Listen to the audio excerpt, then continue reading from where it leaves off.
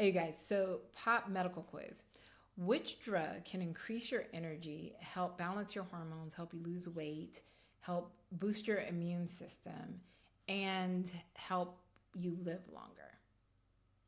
The drug is sleep.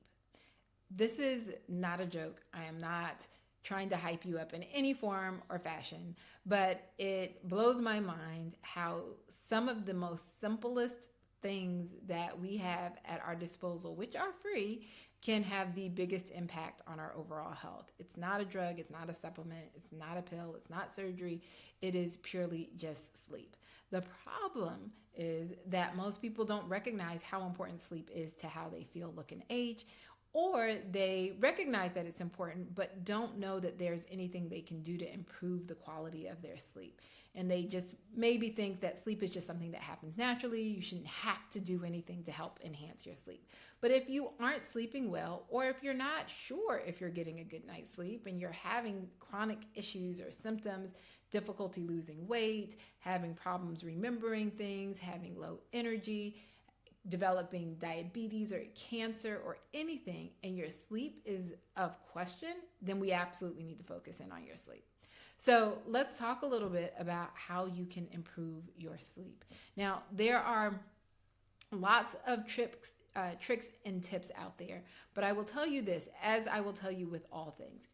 Doesn't matter what recommendation I give you, you have to personalize it for yourself. So what works for me may not work for you, but also you don't know if it's going to work for you until you've tried it consistently. So a lot of the tools that I'm going to suggest may seem really simple, but what I found is that most people have tried maybe some of the things I recommend in sporadically. They may have tried it one night, and if it didn't work, they gave up completely.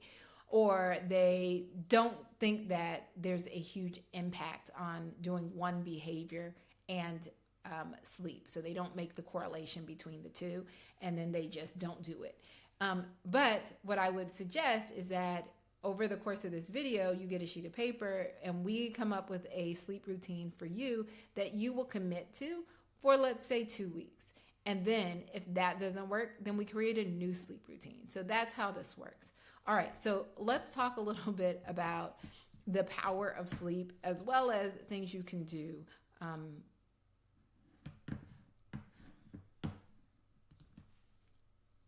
So how do you know if you're actually getting a good night's sleep?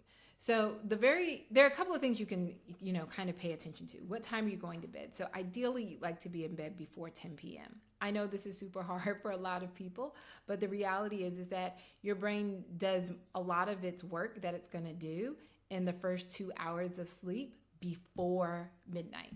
Your body knows when you're going to bed after midnight, and you may not get as good of a deep sleep as you would as if you went to bed earlier. So number one, if you're not sleeping before 10, then that's something you should definitely shoot for. You're not falling asleep within 15 minutes, right? So if you're in bed and you're still staring at the wall 30 minutes later, then that is a sign that you're not getting high quality sleep. If you're not sleeping 7 to 9 hours, even if you wake up in the morning and you feel rested after getting 3 or 4 hours of sleep, that doesn't mean that it's helping your body any. And really, for you to get a full deep sleep, you need to be able to sleep at least 7 hours. If you're waking up in the middle of the night, that would also be a very disruptive to your sleep. And people wake up for lots of reasons. One thing that I oftentimes hear people say is that they get up to pee. And the reality is that the majority of people aren't actually getting up to pee. Their body is waking up for some reason. Maybe they're having a hot flash. Maybe it's too hot in their room. Maybe they have sleep apnea and they stop breathing in the middle of the night, but they're typically waking up for some other reason. And once they're up, they're like, oh, I need to go pee. And so people confuse those two. But then some people do actually get up to go pee because they drank too much liquid close to bedtime. So again, these are really things that require you to sort of tease apart, but you really want to try to get a full night's sleep without waking up in the middle of the night. And if you do wake up, the goal is to go right back to sleep, not to, linger. And then if you don't feel rested when you wake up, this is another big sign that you're not getting high quality sleep. So you want to make sure that if you are getting 7 hours or 9 hours of sleep and then you wake up still feeling groggy, that may be a sign that something is off. And so you may need some additional workup with a functional medicine or integrative medicine doctor, or even a conventional doctor, or it may be just some simple habit tweaks can help with that. And then if you're a person who absolutely requires like a stimulant like caffeine to stay awake, this also may be a sign that you're not getting high quality sleep. So if any of these boxes are checked off for you, then you may want to consider reevaluating your sleep routine. So let's talk a little bit about, how. All right, so let's talk about some of the things that may be interrupting your sleep or causing you not to have a good night's sleep. Now, there's a long list of these, but I'm going to give you some of my top. So one thing that I see for a lot of people is people don't plan to sleep for 7 to 9 hours, right? They go to sleep when they go to sleep and they wake up when they have to wake up, and not really giving any mind to like how many hours of sleep that they're actually attempting to get. So if you know you have to get up every day at 6 a.m., then you need to plan to go to sleep by 10, right? So that you can ensure that you're going to get that 8 hours of sleep. And even before that.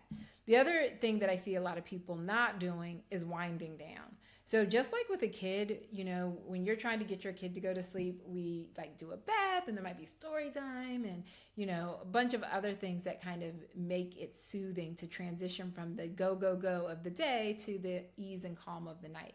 Well, just because you're an adult does not mean you don't also need that transition. So really thinking about a sleep routine that helps you wind down. And if your sleep routine has anything to do with bright lights, like your phone or your TV or your computer, that can throw off the hormones in your brain and cause you to be up all night and you're sitting there wondering why you can't sleep. It's because you're told your body that it's daytime, all those lights in your face. So really thinking about what you can be doing to optimize that sleep routine, dimming the lights, having some tea, reading a book, but absolutely not just expecting to go from, a Zoom call at 9:15 and expect to be asleep by 9:30. Now, if you're one of those lucky people where that happens, then great. But if you're still having some of those other symptoms that we talked about before, then it may not be so great. So the other thing I see oftentimes is caffeine lovers, right? So if you're drinking caffeine well into the day, again, this is going to vary from person to person. Some people metabolize caffeine really quickly and they can get it out of their system by the time it's time to go to bed, while others, like myself, we metabolize caffeine really slowly. So if I have any caffeine after 10 a.m., it may interrupt my sleep later on. In addition to caffeine as a stimulant, also alcohol is a stimulant. So a lot of people will have a drink at night and it may help them ease off to sleep. But for a lot of people, they don't get well-rested sleep when they drink alcohol. Oftentimes they may wake up in the middle of the night. They may have less deep sleep, which is required for restoration, for you to feel restored when you wake up. So if you're a person who enjoys that nightcap, you may want to try to have that nightcap a little bit earlier, or maybe just do away with it altogether, and expect that the nights that you do decide to have a drink, that your sleep may not be the best. And then another thing is sleep aids. So lots of patients take sleep medication to help them sleep. And some people absolutely need them. But these sleep aids can actually disrupt your sleep, your ability to sleep on your own. And so things like Xanax or Ambien, these medications aren't without side effects. And so I do recommend trying to get sleep more naturally. If you have not created a sleep routine, if you haven't done some of the things I suggest in my videos to help you get better sleep, then you may want to try those things and try to wean yourself off of some of these medications, because they can become addictive in the way that you can't fall asleep without them. So there are tons of other tools and tricks and tips I have around sleep, but try some of these first and let me know in the comments if anything works for you.